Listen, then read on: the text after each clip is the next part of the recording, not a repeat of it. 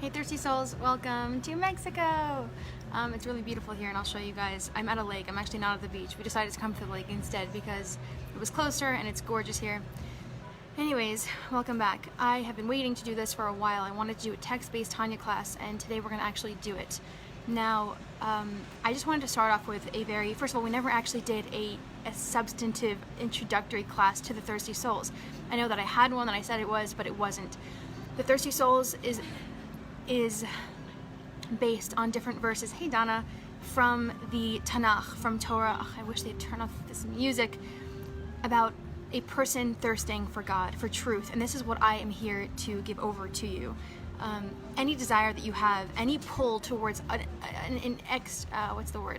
a pull that you cannot control, whatever you're feeling, it is a pull to eternity, to truth, and we just can't identify it, and so I'm here to give that over to you.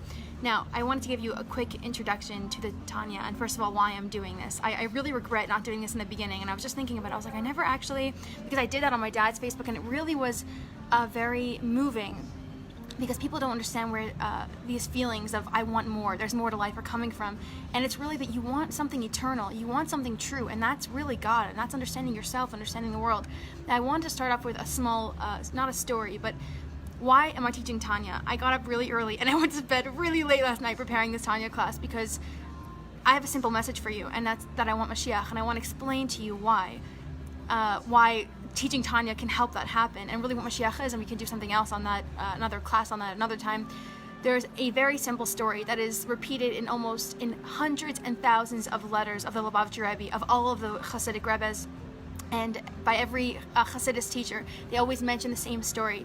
The Alter Rebbe, who we're going to discuss in a minute, who wrote the Tanya, who is the first of the 7 Lubavitcher Rebbes, you guys should know that at this point.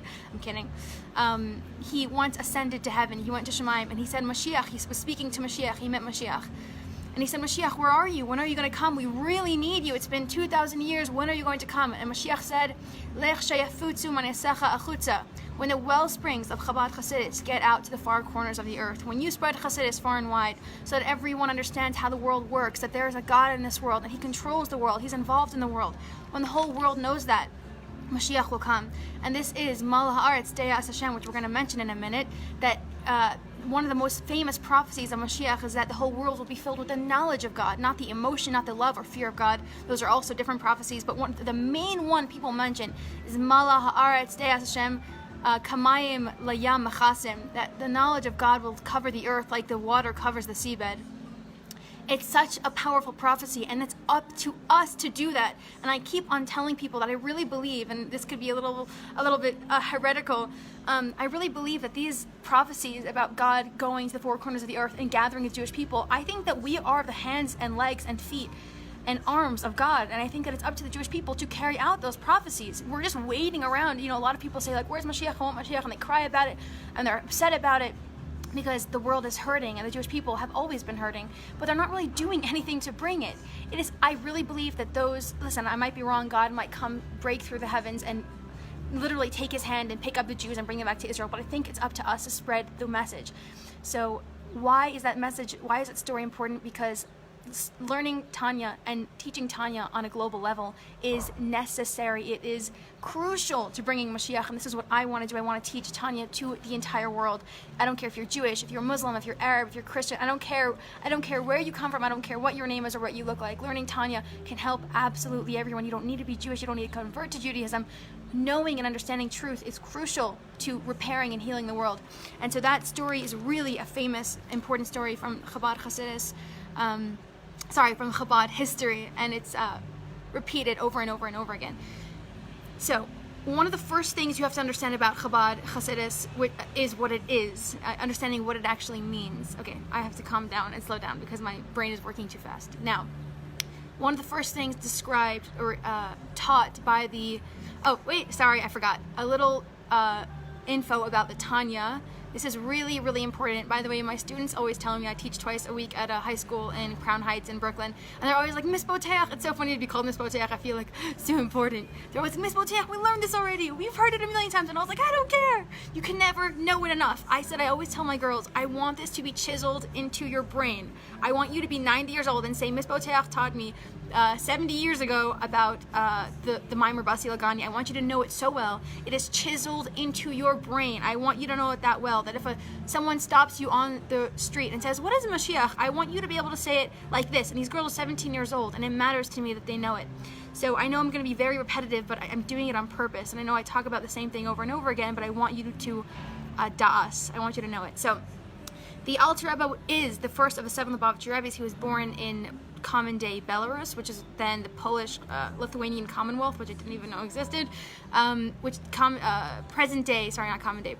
Belarus, and he set up his Hasidic court in Liadi in Russia. What happened was, after the Maggid passed away, who was a student of the Baal Shem Tov, who was the founder of all Hasidic teachings in general, the Alter Rebbe started to become very, very, very famous, and he was teaching, and he was inspiring, and he was guiding people. And as Hasidic thought gained traction, because it was very controversial, because the teachings were so deep, and I just read this incredible, oh my god, my phone. I just read this incredible quote about whatever, it's about oil overflowing and like extinguishing the light. And a lot of Rebbes, a lot of Jewish leaders were afraid that if you taught Hasidus, the oil, the holiness would overflow and extinguish the flame. It was too much that the layman, the common person, could not understand it. And because Mashiach is ready to come, we now have Hasidus, it's ready. The oil will not overflow and extinguish the flame. We're actually ready for this. So as the Alter Rebbe became more and more famous, people from all over Europe, and they would travel for months and months and months to come and see their Rebbe, which is how a Chassid feels about his Rebbe. It's pure love, it's pure devotion, it's pure loyalty and trust. They would come and they would literally flood his life. He had no time to teach, to write books. He had no time for anything. And the people were asking the same questions. Everyone had, well, a lot of us have the same questions, because all human experience is all kind of the same. Even though it's different, it's nuanced by our personalities and our characters, but it's all kind of the same. And I read this last night at 2 a.m. I'm so tired. He put a ban on people visiting him in Poland or in Russia, wherever he was. He kind of moved around Europe a lot. So I don't know where his Hasidic court was at this point. I think it was in Liadi in Russia, but he put a ban. He said, you cannot visit me anymore. He said, I'm writing the Tanya instead. And he said, no matter who you are, where you come from, you will find yourself in this. You will find yourself in this book. You will find your issues and the things that you seek, the things that you search for. You will find yourself in this book, and you will not be confused. But you cannot come to me because it's too much. It was too overwhelming for him. This shows you everyone's human. I'm sure he had other reasons, but so this is why the Tanya was created for everyone, and this is why it's so crucial that we learn it, because it applies to every human being, no matter who you are, where you come from, and it's very important that we understand that. Now, the first thing you have to know about Chabad Hasidus, and I really wanted to get to these text-based classes because we can talk and talk and talk about love and Valentine's Day and whatever, but we have to get to the core of what this is. What are we getting at? We want Mashiach. Now, what is the Tanya? What is Chabad? There's a lot of different kinds of Hasidic courts. There's Chagas, which is, we'll talk about that in a minute. What is Chabad? And we said this, but again, I want this chiseled in your brain. Chabad is Chachma, Bina, and Das. Chachma is wisdom, it's the thought, the flicker of a thought. Bina is understanding, it is the contemplation of that thought. And in the beginning, your mind is churning and you're beginning to understand that thought. And da'as is knowledge. It becomes a part of you. It's who you are. Da'as is when it's so ingrained in you. And this is what I try to teach my students. I want them to know this mimer, this Hasidic discourse so well, and it's complicated and it's hard. And you have to bang your head against the wall to understand it. But they're 17 and they can do it. And I keep saying, I want this to become a part of you. I want you to be 90 years old with 100 grandkids and be able to explain it to them as clearly as you can explain it now. This is what da'as is, when it envelops you and you envelop it and you encase it and it encases you, and it runs in your bloodstream. It's who you are. This is da'as. This is knowledge. It literally, you can cut your arm and Torah will flow out. Sorry, a gory analogy, but it's used in Chassidus and it's important. I want you to live and breathe this. I want you to, and this is what da'as is. Now, this is how the Alter Rebbe explains how you can come to love God, how you can come to know yourself and understand the world. There's nothing more incarcerating than feeling like you're trapped in life. It's terrible because life is the greatest gift and people don't understand it, and so they begin to feel trapped by it. Now, what does the Alter Rebbe say? Again, there's different Hasidic courts all over the world until today. Chabad starts in the mind. It's intellectual, it's cerebral. And then it gives birth to emotion. Now, God forbid, if there are people who have this opposite, and this is described in the Tanya, if your heart affect your mind, that is dangerous. That is lethal. It can make you crazy. If your heart controls your mind, you are in trouble. And this is not only coming to know God. Again, the Tanya and what I try to teach my students is this is not only in relation to your love and fear and reverence and awe of God. This is life. This is marriage. This is relationship. This is friendship. This is your career. This is your job. This is your work ethic. These are your morals, your convictions. It has to start in your mind. Your mind always knows the right answer. Now, the dangerous thing is when people's minds are confused. That's a separate issue. We're not talking about that. Now, the Alter Rebbe explains that to come to love God and really feel like your Judaism is actually penetrating your very soul, it starts in your mind. Now you have thoughts, you learn, and then you understand it, and it becomes a part of you, and it's in your bloodstream. This is Chabad Hasidus, and this kind of goes for all of life as well. So that's what Chabad is. And now there are different Hasidic courts that start off with emotion. Chagas. Now let's we have to get into the details for a minute. There's Chachma Bina Das. Basically, there's 10 Sephiros. There's 10 Sephiros, which are 10 energies or powers that God has. The first intellectual, are Chachma Bina Das. They are God's inner world, how he connects to himself. We all have our inner world. No one knows my thoughts in my head. No matter my parents who created me don't even know the thoughts in my head. That is my inner world. No one, not even God willing my eventual husband, can really get into my mind. If I want to let my friends and my spouse or my friend or my parents into my head, I need to talk and communicate. These are the next 7 Sephiros. There's 3 intellectual and 7 emotional. This is the makeup of a human being. And life is really amazing and beautiful and enjoyable when you understand yourself and understand how you work. Now, when you have your mind, Chacham Bina Das, you have these 3 intellectual faculties, your emotions can come to fruition in a beautiful, healthy way. This is how life works. Now, a lot of Hasidic courts, and I don't really know how this works and how it's possible or healthy, they have Chagas Hasidut, which is Chagas, which stands for, the acronym for Chesed, Gevura, Tiferes, which are all emotional faculties, and they express themselves emotionally. Now, these Hasidic courts are very dependent on their Rebbeim, very dependent not on learning, but on, let's say, eating from their Rebbe's plate or something, because it's emotion. It's based on inspiration. They don't leave their Hasidic court. Now, why? Why is it possible for Chabad Hasidim to move to Africa and still feel like they haven't changed at all, and they still feel like they're in their Rebbe's presence? They still feel like they were when they were in yeshiva when they were 17 years old. Because this is knowledge. This is not about inspiration. Now, this is what we're going to be talking about: inspiration, emotion, and this is what we're going to be talking about. Sorry, sometimes my brain overflows and I stop thinking. Okay, Baba, you got this. Now, I just forgot what I was saying.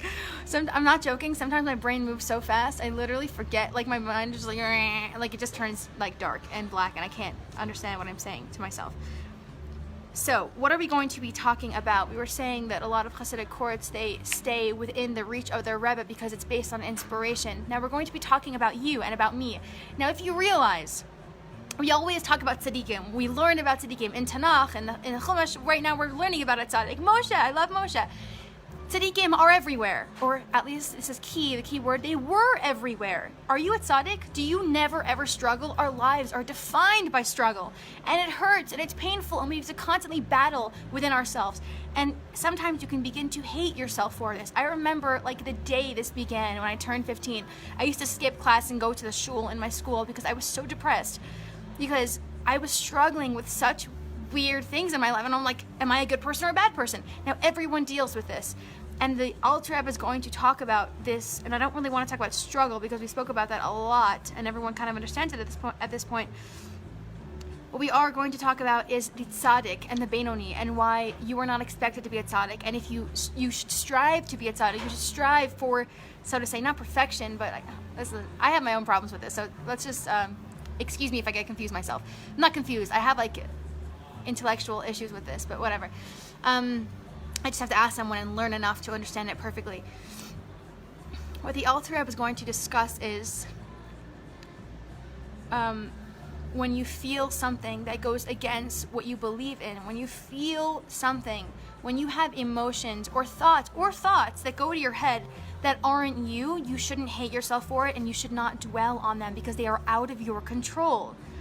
listen to this, they are out of your control. And I'm guessing that all the Jews living in Europe at this point, and again, they were tzaddikim. Oh, that's what I was talking about, tzaddikim.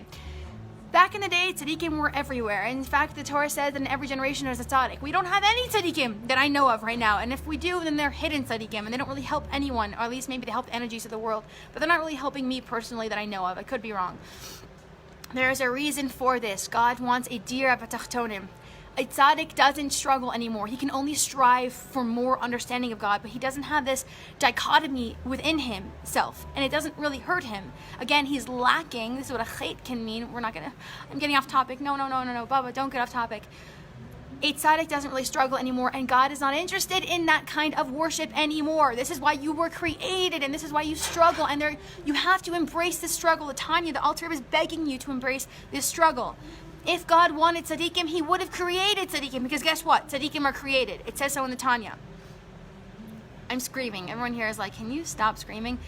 Okay, no, I cannot stop screaming. Tzaddikim are created by God, and this is like a whole debate. But from what I learned in the Tanya, tzaddikim are created. If God wanted you to be a tzaddik, he would have given you the capabilities, he would have given you the capacity to become a tzaddik. Guess what? You probably can't. You should strive for it. You swore that you would be a tzaddik before you were born.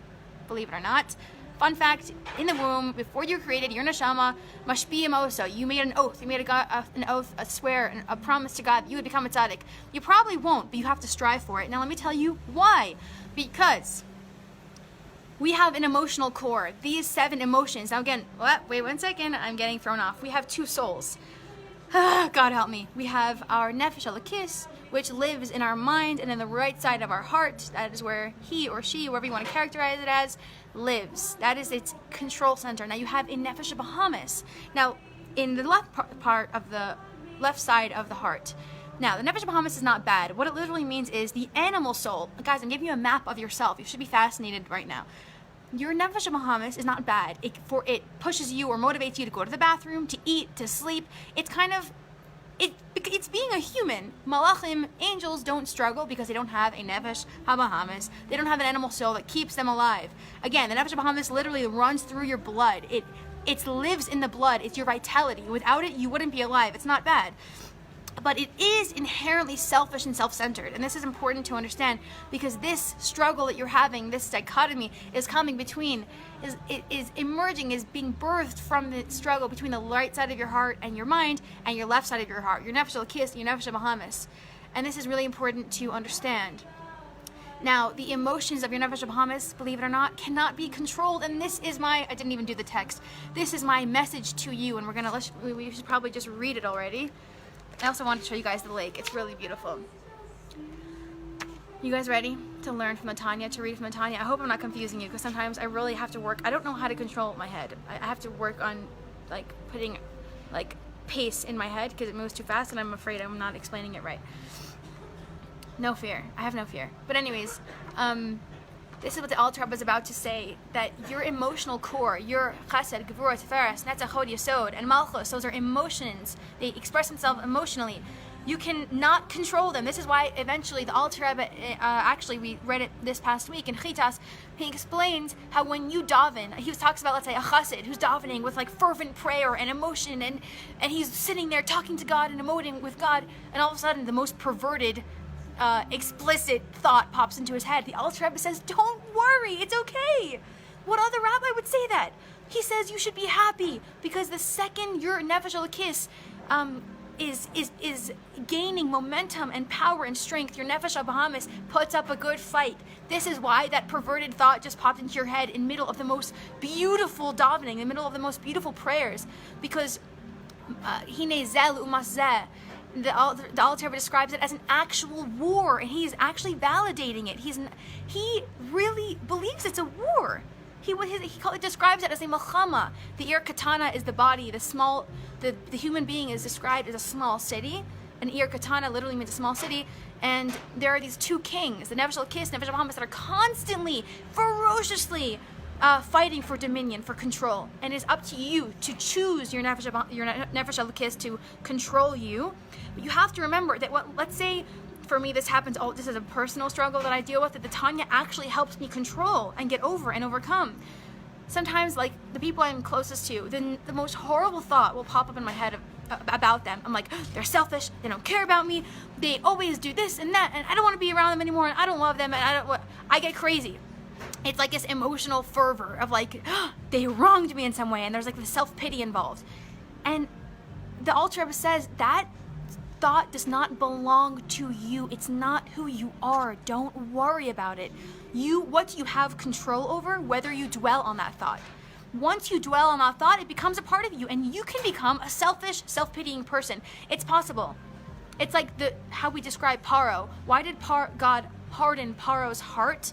We could say, that's contradictory to free will. Paro had killed so many people. He had become a murderer. He wasn't a person who murdered. He became a murderer, and so this is kind of, I don't know why am I mentioning this? I don't know. Is this like related? Let's see if it's related. I think it is, because I mentioned it. But now let's get to the text of the Tanya. Again, the Alter Rebbe is describing a principle, a tenet of your life, of how to live a good life. And like when you're married, sometimes a lot of people, my father's a marriage counselor, these thoughts will pop up in your head that are contradictory to your loving marriage. The Alter Rebbe says, it doesn't belong to you. Don't think about it. Just keep going. Actually, you should be happy that happened, because you know it's not you, and it just means that you're gaining spiritual maturity, and that's why this is happening. Now we're going to actually read it. Again, we are now in chapter, I just spilled coffee on my Tanya. I'm so upset. Now it's like curling upwards, and it's gross. By the way, as always, Chaim Miller, you're the best. So we're using the practical Tanya. My ego was like, you shouldn't be using English Hebrew Tanya. You should be using a Hebrew Tanya. But you know what? It really has, it has helped me understand Tanya beyond my thought, beyond I could have possibly imagined that I can understand Tanya. And it's brought it to life for me. It literally is a walking, breathing, living Tanya to me. It's my closest companion. I take my Tanya everywhere. So this is what we're reading from. I really suggest that you go and buy it.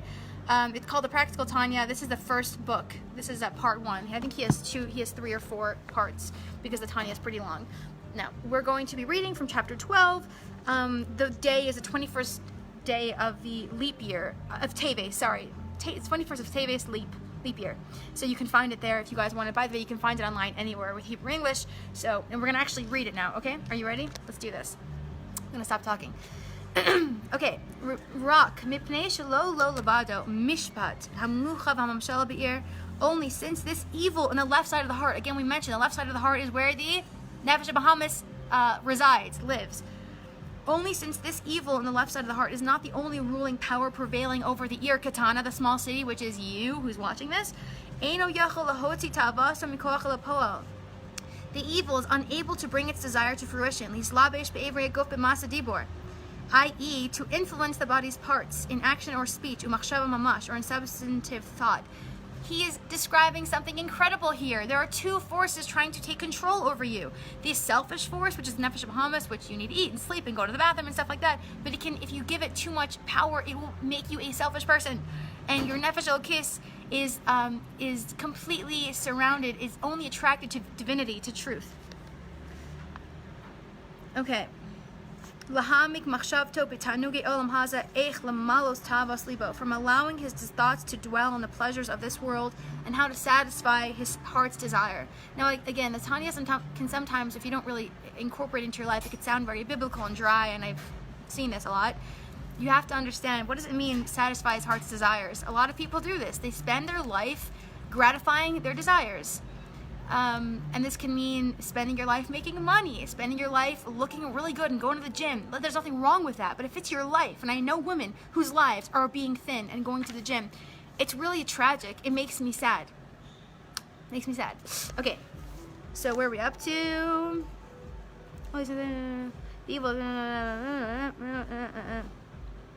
Okay. Ki hamoach shalit al halev. Welcome to the hardest thing in the world. Since, why is he able to control himself? Why is he able to fight his heart? Don't let your heart control you. It is not good for you. Your heart should only have influence on you once it's based on thoughts. This is why romantic relationships can be so destructive.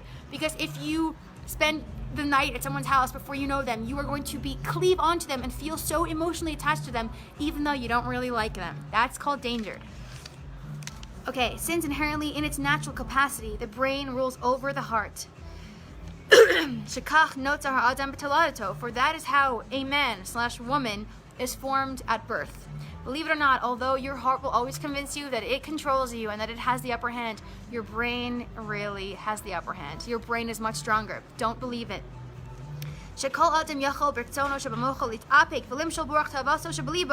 This means that any person can, with the willpower of his brain,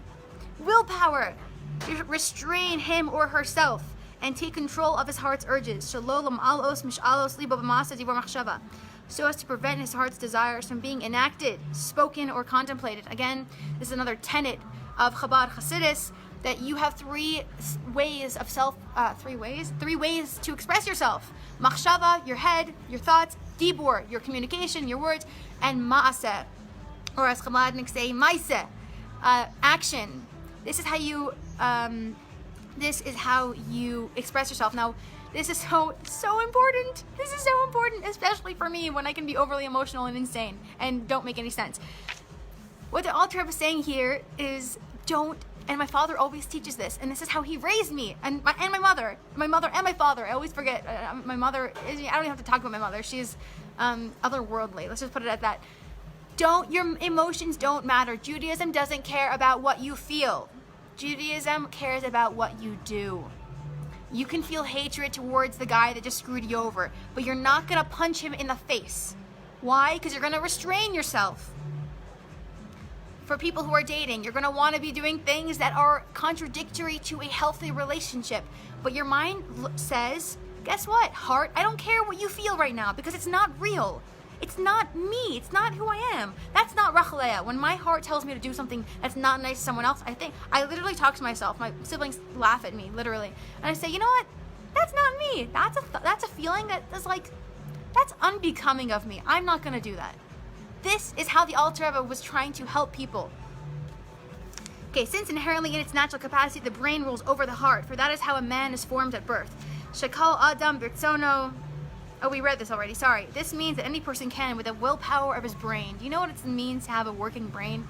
The lucky person. Restrain himself and take control of his heart's urges, so as to prevent his heart's desires from being enacted, spoken, or contemplated, to divert his attention away from his heart's urges entirely, to something completely different. So my message to you is, not that emotion doesn't matter, but if your emotion is coming out of nowhere, and it's not based on anything, and you know, by the way, everyone always knows. There's always a little voice in your head that says, this isn't good, and we can choose to ignore it, or we can choose to make it a significant voice, and strengthen it, and empower it. What the Alter Rebbe is saying is not that emotion doesn't matter, and people, a lot of times, they think when you shidduch date that there's no emotion involved, and it's really dry, and there's no spice, and it's not passionate. It's not true. Passion is only real once you go through the motions with your brain. One of the most basic, this is the third time I'm saying this, sorry, the basic tenet, principle of Chabad Hasidus is Moach Shalit al Halev.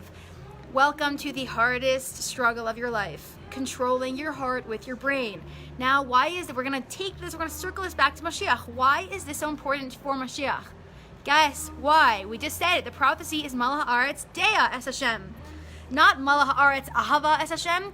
The prophecy the prophets give over in Tanakh is that the world will be filled with the knowledge of God, not the emotion of God, because it starts with your head. It starts with your brain. Once you know God, you'll never get rid of Him. You'll never stop knowing Him.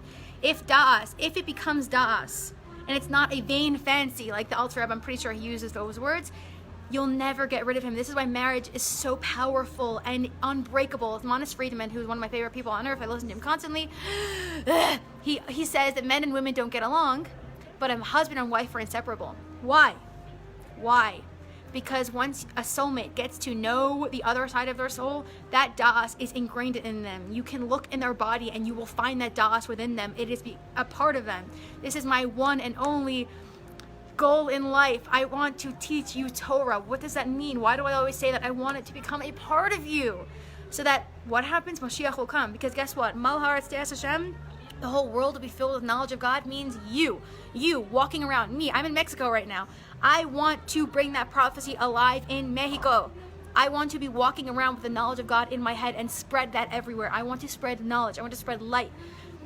This is the Tanya. This is the Thirsty Souls. Welcome. Stay thirsty and God bless.